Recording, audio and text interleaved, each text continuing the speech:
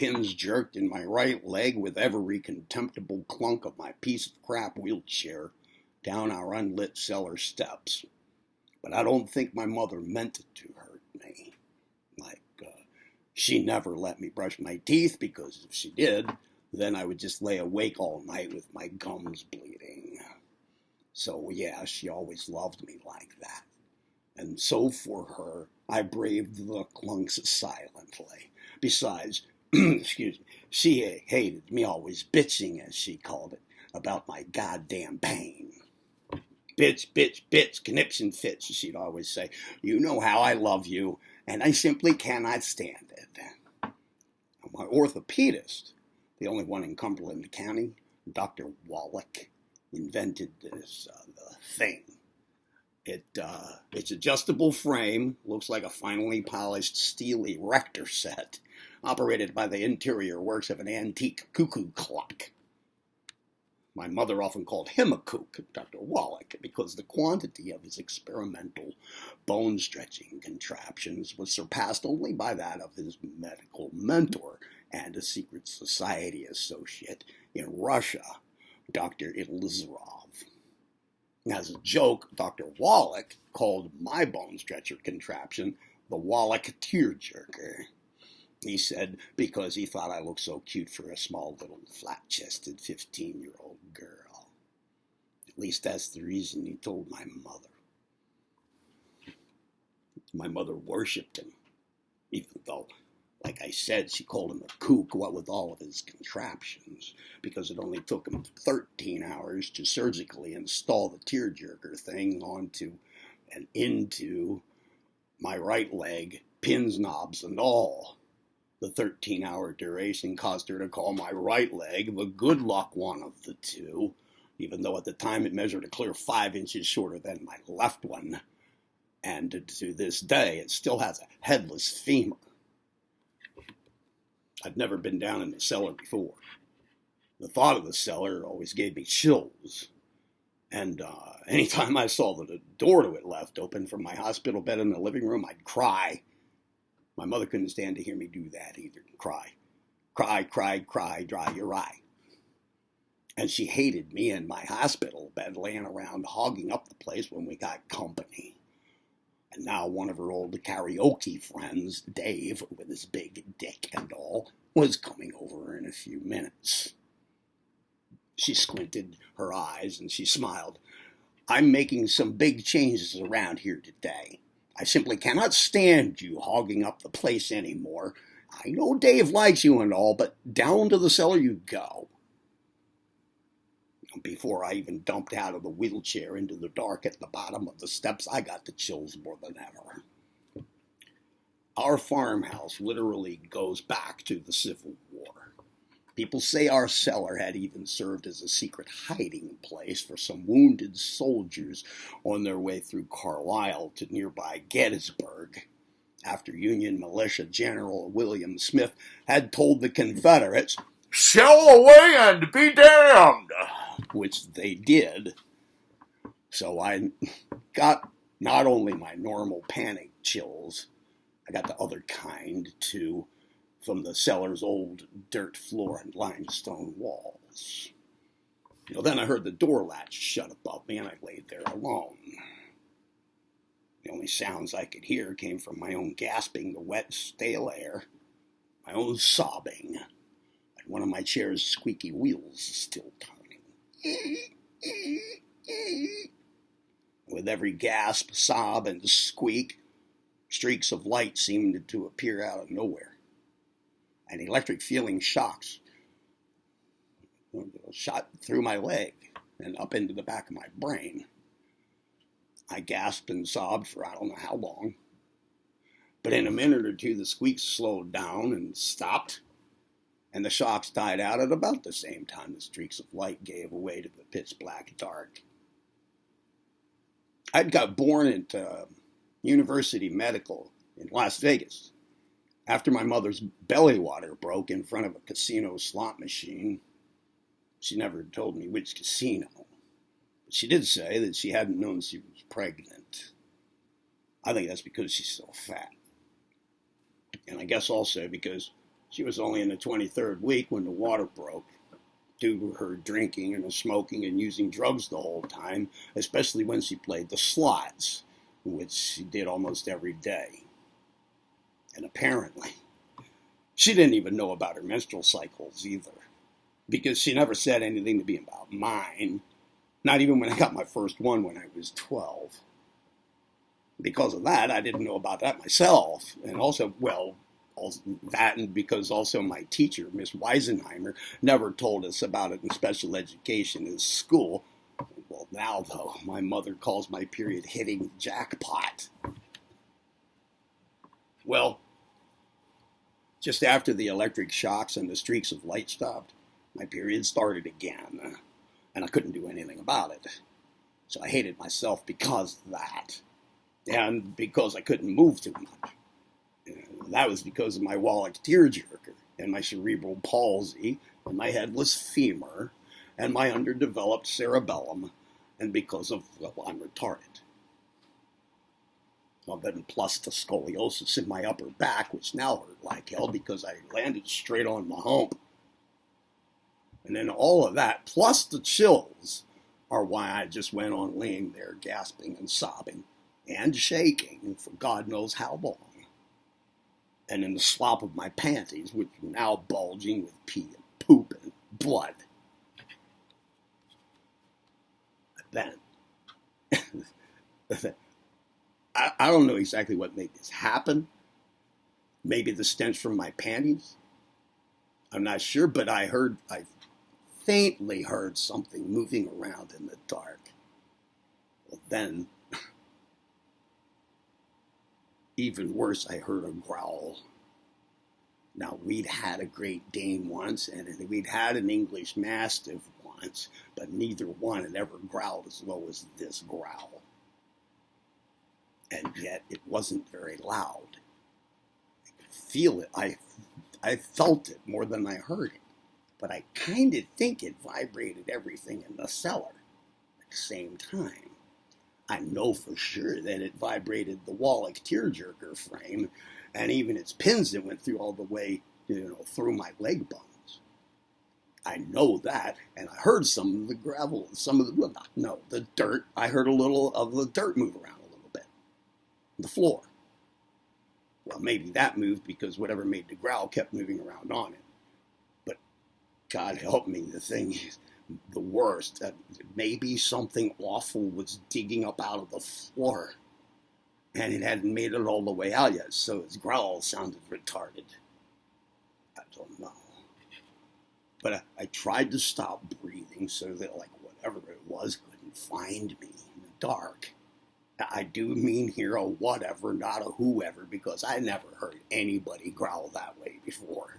Not even my mother or her karaoke friends with the bass boost turned all the way up. When they were karaokeing, I never know. Instead of stopping, I only breathed harder and louder.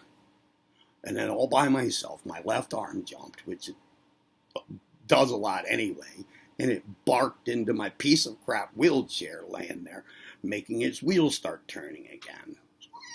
Squeak, squeak. Nearly scared me to death when it started. Well, anyway, so much for me keeping quiet. Then I felt a period bubble pop in my vagina. Maybe the whatever that growled heard it pop. Or maybe smelled me more because of it, or both. Maybe not, I'm not sure, but all of a sudden the wheel stopped turning completely. The wheelchair wheel. And everything else got quiet at the same time. Everything except for my louder breathing now. And now on top of that, the gurgling of yet another bowel movement into everything else already loaded into my bloated panties. I'll tell you right now, I hate myself. Hate, menstruate. And I hate Dave for making me have to come down here. Dave. I want Dave to die. I want everyone to just fall down and die. Speaking of Dave, God's sakes, he must have got here by now. I just heard glass break upstairs. He and my mother always fight before they do you know what. Yeah, it's him. Where's Allie? And by the way, where's that bed of hers? What'd you do? Tell me you didn't shove her down into your old hole of a basement, you fat slot machine whore. I'll bet you did. You know how I love that poor little girl, and I ain't gonna stand around for none of your hurting her. I'm gonna go down there. And if I find her down there, I'll murder you right here and now with this busted bottle. Oh, no, you won't. You're not doing either one. And you're not shoving that big fucking dick of yours up inside her crippled little body again. I simply will not stand by and watch you do that anymore. Oh, yeah. Bitch, conniption fits. You just try and stop me, and you see what? Somebody or something hit the cellar door hard. Allie's not even down there, you cocksucker. My mother is literally screaming at him. And you keep that awful thing away from me, too. Zip it back in your pants. What do you have Big Dave out for, anyway? To get some air? Zip it back in right now. I'll tell you what else. You know what else? I'll tell you what else. I never did like those disgusting drop eyelids of yours either. Poison ivy, my ass. They got that way from you jerking off that third leg of yours too much, and the whole world knows it. You with your goddamn child porn. They never should have let you out of jail either time. I ought to just slap your one of your pathetic eyeballs with the back of this spoon. Something crashes into the stone wall beside me. Probably my piece of crap wheelchair. Yeah, it's my piece of crap wheelchair. Squeak, squeak, squeak. Damp breath blasts in my face. Stinks. It stinks like maggot-infested meat garbage. That putrid piss. I can't swallow all my vomit. Just my luck. I feel another clot bubble pop loose in my down there place. And it's all enough to ruin a perfectly good nightmare, I tell you. If only I could die right now. Die. Goodbye. But God damn it, my mother's too smart to just let me down, stay down here and die down here. Plus, my teacher, Miss Weisenheimer, always says I have a smart and, please God help me, a loving mother, so I know my mother will throw open the door and rush down here and save me any second now, just as soon as she finishes off Dave. She won't let me bleed out, and she won't let Dave hurt me again, or let me get eaten alive laying down here like this. She won't. I know she won't. I just know she won't. Shit! I hear gunfire now and shouting and grunts and growls coming out of the floor. Oh man, and the dirt moving again. Everything vibrating like before. And shell away and be damned! I hear the steady march of troops. The door bursts open above me, and now in the nearly blinding ray of light I can make out silhouetted soldiers hurrying past me, and dirt falls in my mouth and eyes. Then at the top of the stairs the soldiers' rotted coats and flesh rip apart on the door's wrought iron latch catch, making wiggly things fall out on the floor. My vomit goes up my nose, down on my long, pretty hair, and then something, or well, somebody grabs a hold of my Wallach tearjerker and drags me feet first up the stairs. My head bounces off every wooden step, and the streaks of light come back, but this time they look more like green sparks. And the electric shock jolts come back too, going up my leg again and into the back of my brain. Oh my God. It hurts so much. It really hurts. It hurts way too much. I hate my goddamn pain. I simply can't stand it anymore. Why can't it be just a dream? And someone wake me up? My eyelids snap open, and all by itself, my left arm bangs into my bed rail. My mother leans over, throwing water down in my face. Jesus, what the hell, Mother? What's the eye? Mother gives me her squinty, smiley look. Stop crying, Allie. You know how I hate to hear your crying. Cry, die, goodbye, bye-bye, you know that. And there's simply no reason to curse like you just did. Jesus loves you and all. The whole world knows that. Besides, I think your good seeing eye can survive a little H2O. 85% of everything has water in it. And that's a blessing. Oh, Allie, Big Dave's coming over to see us in a moment. You know how he loves you, don't you? Of course you do. Now you've made a terrible big stink in your little panties, so we have to get you cleaned up and all ready for him. You're going to have so much big girl fun with Big Dave today. You like your big girl fun and karaoke with Big Dave in your hospital bed, don't you? Why, of course you do. Now you stop that crying and make your pleasant smile for me, and I'll fish you into some fresh, clean clothes. He's about to pull in any second. Aw, now there's that smile. I just wish this horrible bed of yours didn't hog up this living room so much. Well, you know, but as long as Dr. Wallach says you still need it, I guess you still need it. Like I always say, Allie, you have yourself one lucky leg. 13 hours, I mean. Who knows what the odds are of something like that? But that man, what a kook.